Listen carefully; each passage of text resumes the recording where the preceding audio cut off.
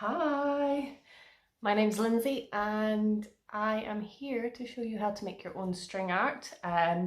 If you've come across me through just searching on YouTube, that's fantastic. But if you're coming to me because you've bought one of my kits, thank you so much. It means the world to me.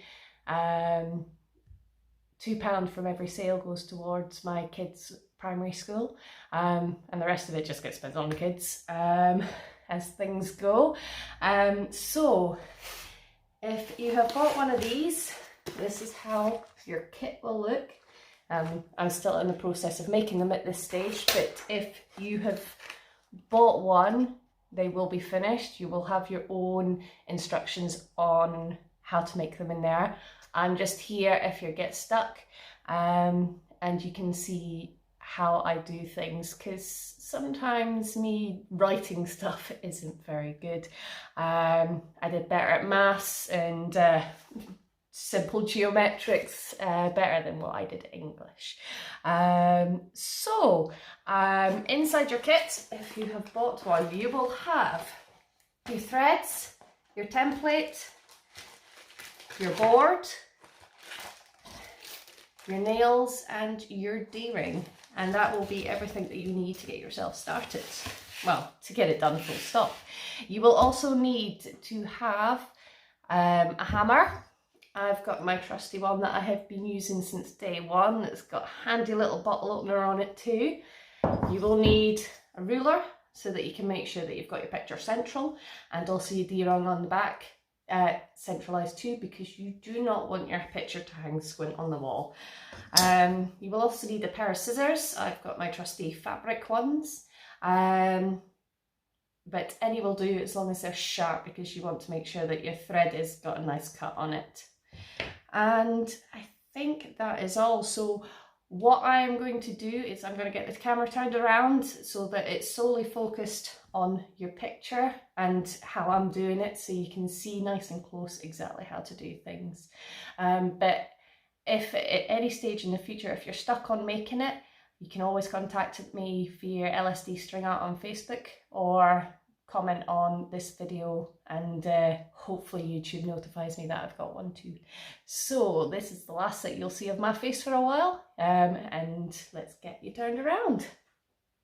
Okay, so for getting started, if you get your board, lay it flat on your table, and get your template and just lay it on. Now what I like to do here is I just like to measure around the edges just to make sure that I've got the same gap from one side to the other. So at the moment, this one's 1.8 and this side is 2. So you can either move it along a mill or not. I like making sure that I've definitely got them centered up. So, oh my god, that's pretty much it. And the bottoms, if you just do the same, just make sure that you've got the same gap from the top, which up there I've got 10 mil. I've got 10 mil down here too. Okay, so once you've got that in place, you get a couple of nails. What you need to do is just get one in the top, one in the bottom. Make sure you don't do like what I'm doing and knocking the template off guard, because then you've got to recheck that you've got your lines all right. And just a tiny bit more.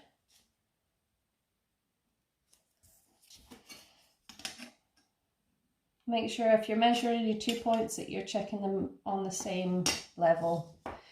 You don't want to check one that's further down and then one that's up here, because they will have a different gap. Okay, put my 2 in, and then what you need to do is just take another nail and just go around and mark in all of your holes, like so. I like just doing one little tap on each, because it's just enough to get through the paper onto your board, but not so much that you're having to fight with the nail to get it back out again.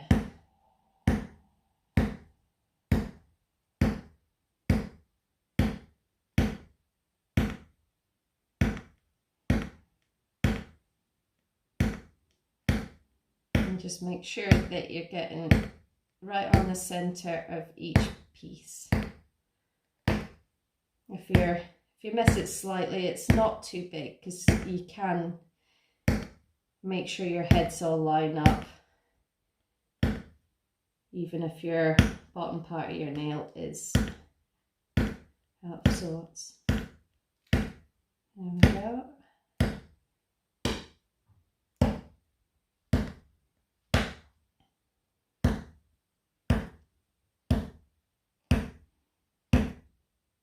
Okay, so once you're at that point, just take those two nails back out again.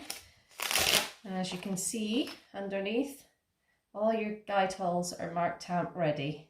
Okay, so next, just nice and easily, just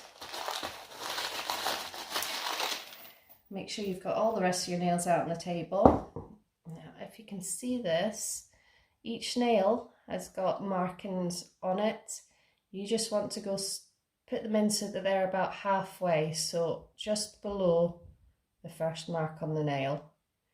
So I'll give it a wee spin just in case you can't see it. Wee markings there.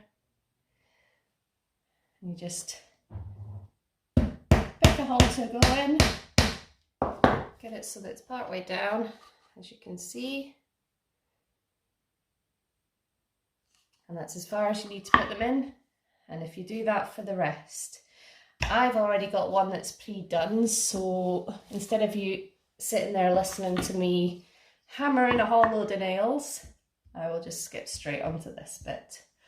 Also, I've got the school run in a few minutes, so I want to make sure that I've got this done before I get any interruptions later.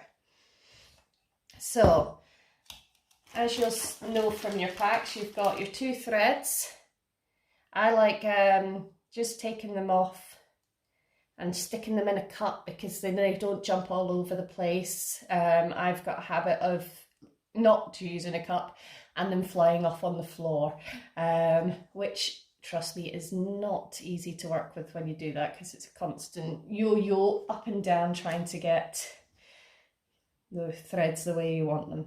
So what we do for this part, this next part, which is just your purple bit, we're just using the 7 nails that are in the middle. So where your stem goes down, it's the ones directly up from that to your centre one. I like working from the right, because I'm a lefty.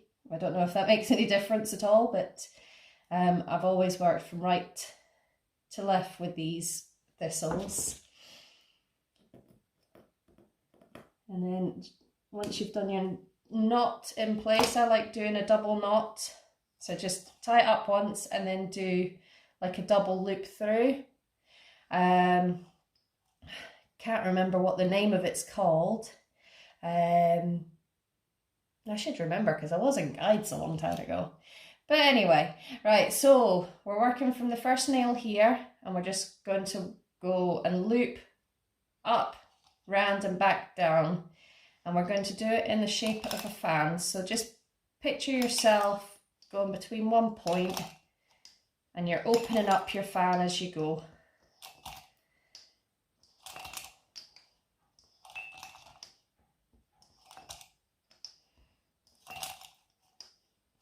Okay, so that's your first fan done.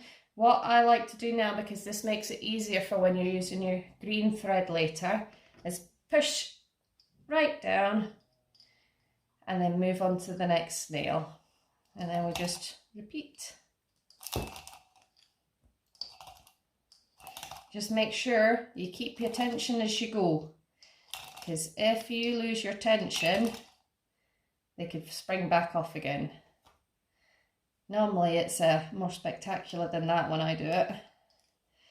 I think my thread's just acting up for the camera today. Anyway.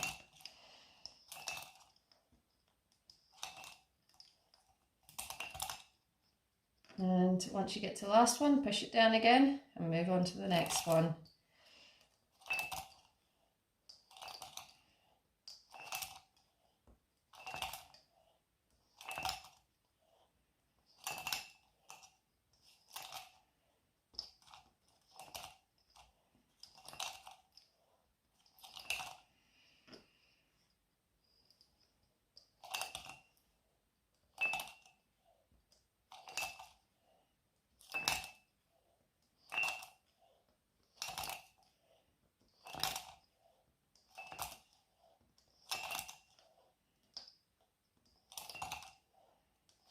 And just remember to, as you go, push them down just on this bit here.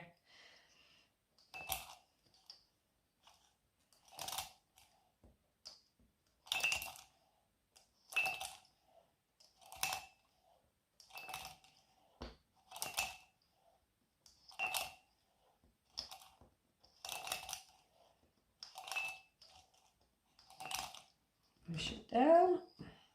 And so we've just got 2 more to go for the purple.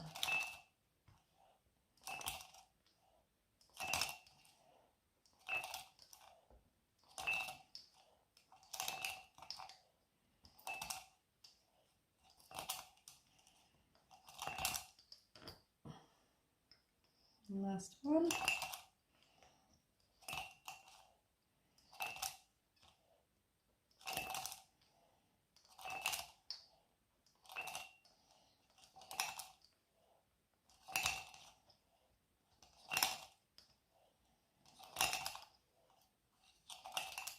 And when you get to the last one, just loop it round itself another couple of times. And then cut your thread so that you've got enough to make your knot. So you just loop round once, push it down, and then this one you do your double. So loop it in twice and then pull tight. That'll give you a good strong knot. Okay. So as you can see, we've got 1, 2, 3, 4, 5, 6, 7 nails, and that's your purple all done. So the next stage is your green. Just swap these out. And we're working the same way, we're working from right to left, and then for the other side we're working left to right. Now this part is not as many rows of green, so 2 seconds.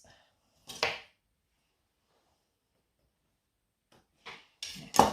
Right, so for this part we're working from this nail and we're going across to all of these nails down here, and we're only going to be doing it for the first 5 from the right, and then we'll go on to the next side. We'll be doing the first 5 from the left, and this gives you a wee bit of dimension to your thistle. So just the same as this, we're fanning out and we're working our way down and back to the same nail again. So oops, I really need to get a rubber mat so that my pictures don't move. Okay, and what we're doing when we get down to this point, we're just going to the last nail, which is right beside your purple one. Now these 2 you don't have to do, you can if you want string everyone down for each nail. I like to leave these 2 with just 1 layer on them, just because otherwise it gets a wee bit tight when you go from the left for this nail here. So, and just remember to push them down as you go. So let's move, we'll get this bit here done.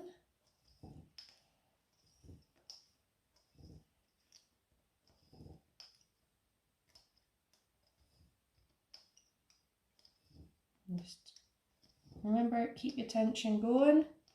As you can see, I've missed these last 2, because we don't need to put them on, and just push down your green thread.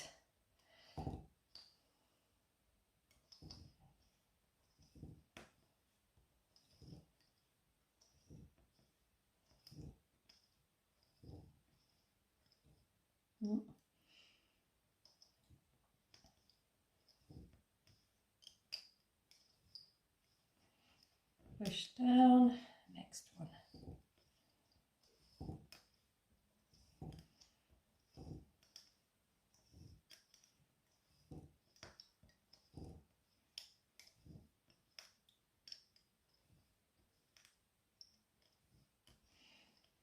Same again, push down. Now we're going on to the 5th nail. This is the last nail for this side. 2, 3.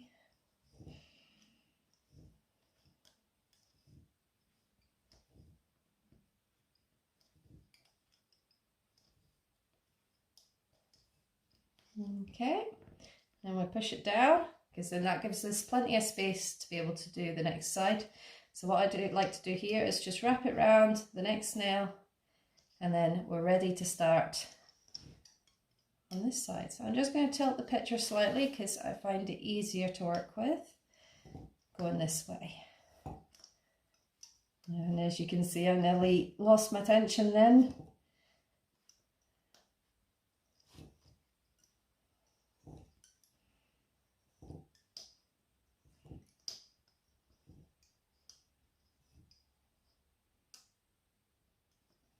Now same, what have I done here? Oh yeah, make sure that you don't get onto another nail. It's easy to fix, it's just spotting it in time. Alright, so as you can see, I've done these two. You don't need to do these two again, just solely for the first nails on each side. And we're just going to loop onto the next nail from the top and then continue going again.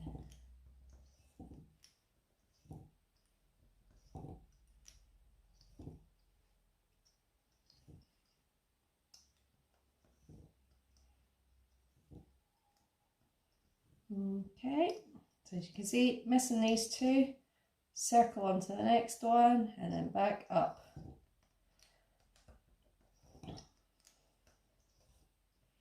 Now if you're wondering why I keep this finger on this nail after I've strung onto it, so that if I do lose the tension, it doesn't fly off more nails.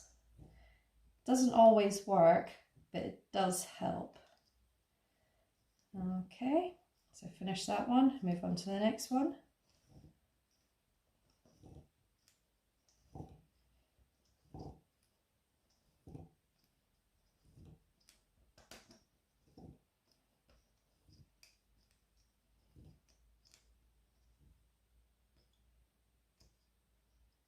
Okay, and then just loop. You're just going to loop round, and this is nail number 5, so this is the last one for this row as well. So.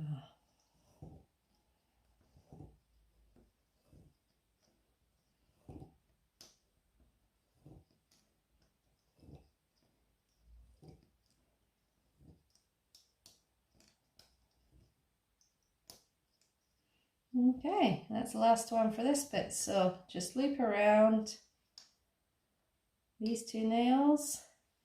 As you can see, we're back onto the first one again.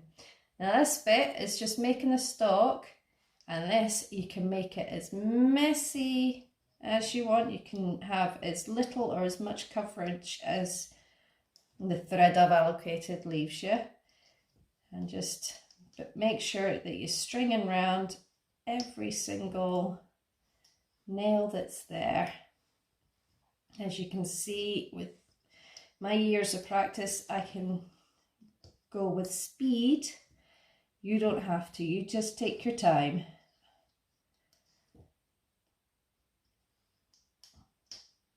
As you can see, pinging off the nail there.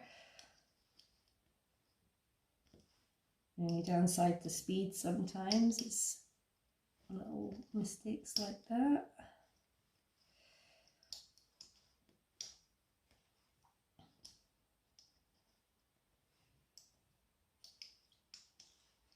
And you're only working within these ones in the stalk, okay? Don't try to go up to this one because that's not part of this bit.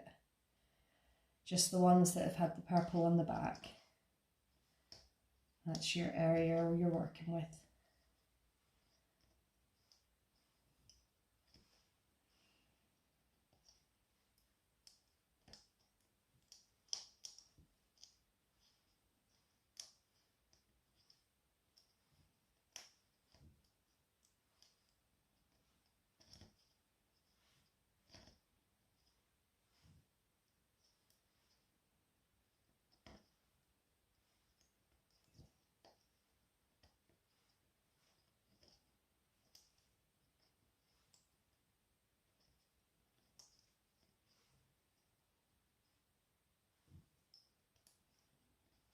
Okay, so I'm nearly there.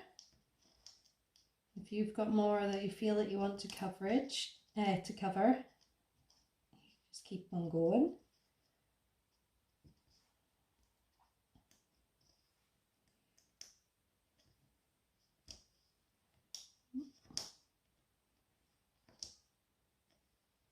Okay, so I feel that's okay for mine. So what I'm going to do is just work my way back over to this first nail, the first nail that we've used in every bit. So I like to just move around a couple more times so that gets me back to there. And what we're going to do is think of it as doing a figure of 8 and then move forward a space. Figure of 8 and then move forward a space. If you need to loop around because you're going around a corner, that's fine. So figure of 8, move forward, figure of 8, move forward. Okay.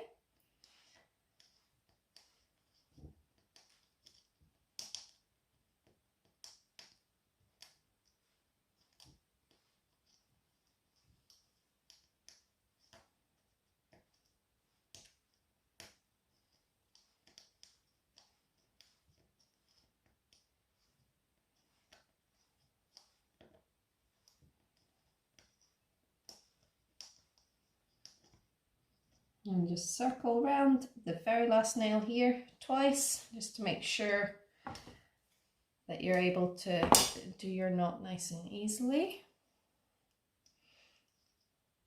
So just do a single, and if my fingers actually decide to grip, 1, 2, pull, and there we go. So if you're like my house, it's a little bit on the dusty side, just dust your picture down, then flip it over. So as you can see, I've already got my mark made out for the D-ring. But what we want to do is find your center point, which for me is 7.5. And I normally cheat at this point and do like kind of the width of the ruler. But when I made this hole, I couldn't find it anywhere. One of the kids had stole it. So this, I normally say do it about 1 inch down, but 1 inch to 1¼ inch is fine, or 2.5 to 3 centimeters down is fine, because that misses your nails that you've put in on the other side, and the D-ring won't show up. Now, then you just put your D-ring on and get your screw. That's also included in your pack. And just screw it in. I do not know where I put my screwdriver, so hopefully, I do not recommend this. I do not recommend this in the slightest. Do not use scissors because you will slice open your fingers. But with my line of work, I've got a tendency to slice my fingers open every day anyway. And you just screw that on. Screw it right the way down into place.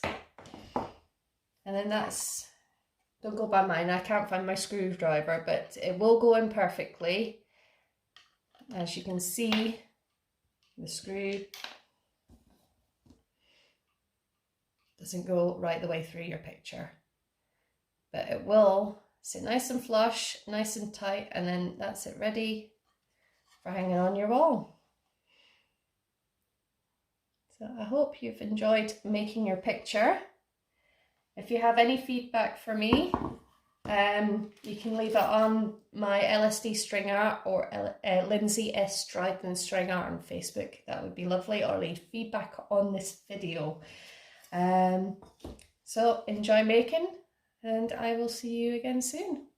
Thank you for watching. Bye.